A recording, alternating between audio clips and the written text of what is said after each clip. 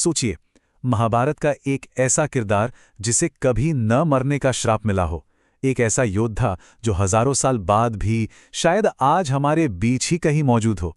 चलिए आज इसी प्राचीन और गहरे रहस्य की तह तक चलते हैं।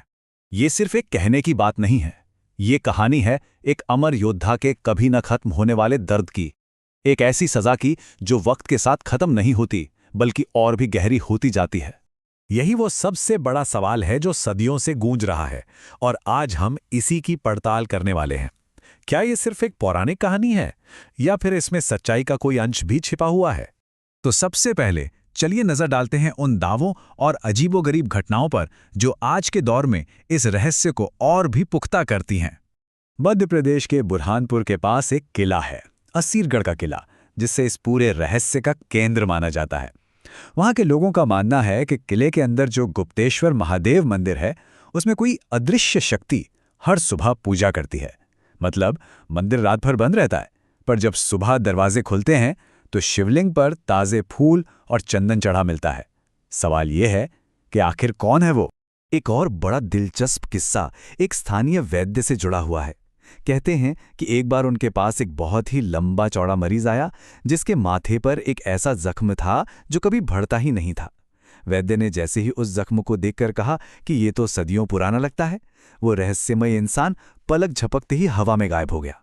अब ये सिर्फ एक कहानी है या किसी का असल अनुभव? और किस्से यहीं खत्म नहीं होते।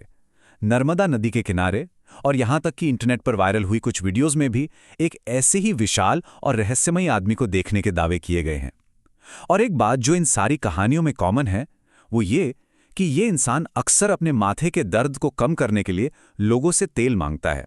तो ये सारी घटनाएं हमें एक ही सवाल पर वापस ले आती हैं, आखिर ये रहस्यमयी व्यक्ति है कौन? और इसका जवाब जानने के लिए हमें चलना होगा हजारों साल पीछे, महाभारत के युद्ध के मैदान में। तो चलिए अब समझते हैं उस पौराणिक घटना को जिसने अश्वत्थामा के भाग्य को हमेशा के लिए एक कभी न खत्म होने वाली पीड़ा से जोड़ दिया। अश्वत्थामा कोई साधारण योद्धा नहीं थे। वो गुरु द्रोण के पुत्र थे और भगवान शिव के अंश अवतार माने जाते थे। जन्म से ही उनके माथे पर एक दिव्य मणि थी जो उन्हें भूख, प्यास और हर तरह की बीमारी से बचाती थी। मतलब वो लगभग अजेय थे। लेकिन शक्ति के साथ बहुत बड़ी जिम्मेदारी भी आती है। युद्ध के आखिरी दिन अपने पिता की मौत के गुस्से में अश्वत्थामा ने बदला लेने की सारी सीमाएं पार कर दी।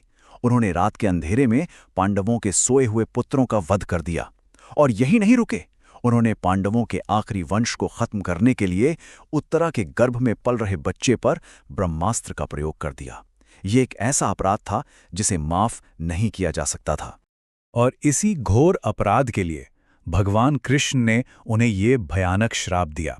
उन्होंने अश्वत्थामा के माथे से वो दिव्य मणि निकाल ली और उसे हमेशा हमेशा के लिए दर्द में भटकने को छोड़ दिया। यही वो श्राप है जो आज की इस पूरी मिस्ट्री की जड़ है। अब सवाल ये उठता है कि क्या ये प्राचीन कहानी आज के मॉडर्न साइंस और लॉजिक की कसौटी पर खरी उतर सकती है? यहां एक सीधी सी दुविधा है। एक तरफ है साइंस जो साफ कहता है कि किसी भी इंसान का शरीर कुछ 100 साल से ज्यादा नहीं चल सकता, और दूसरी तरफ है पौराणिक विश्वास जिसमें 7 चिरंजीवियों का जिक्र है, यानी 7 ऐसे अमर लोग जिन्हें कलयुग के अंत तक जीवित रहना है। और पौराणिक मान्यताओं के अनुसार अश्वत्थामा उन्हीं 7 अमर प्राणियों यानी चिरंजीवियों में से एक हैं। चिरंजीवी का मतलब ही है जो हमेशा जिए। ये वो आत्माएं हैं जिन्हें या तो वरदान मिला है या श्राप कि वो कलयुग के अंत तक इस धरती पर मौजूद रहेंगे। उनका अस्तित्व विज्ञान के नियमों को सीधी चुनौती देता है, लेकिन हमारी कहानियों में वो बहुत मजबूती से बसे हुए हैं। लेकिन क्या हो अगर अश्वत्थामा का ये अंतहीन जीवन सिर्फ एक सजा नहीं बल्कि एक इंतजार हो, एक बहुत बड़े मकसद के लिए एक बहुत लंबी प्रतीक्षा? कुछ व्याख्याओं के अनुसार अश्वत्थामा का श्राप सिर्फ एक पीड़ा नहीं बल्कि एक उद्देश्य भी है। माना जाता है कि वो सिर्फ भटक नहीं रहे बल्कि किसी बहुत ही महत्वपूर्ण घटना का इंतजार कर रहे हैं। और वो महत्वपूर्ण घटना है भगवान विष्णु के आखिरी अवतार यानी कल्कि का आगमन। भविष्यवाणी है कि जब अधर्म अपने चरम पर होगा तब धर्म की दोबारा स्थापना के लिए कल्कि अवतार लेंगे। और इस भविष्यवाणी में अश्वत्थामा की बहुत अहम भूमिका है।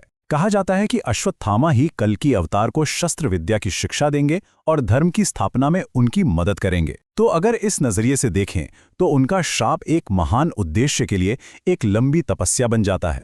तो क्या असीरगढ़ के मंदिर में पूजा करने वाला वो अदृश्य भक्त या माथे पर जख्म लिए भटकता वो इंसान सच में अश्वत्थामा है, या ये बस लोक कथाएं हैं जो समय के साथ और गहरी होती गई?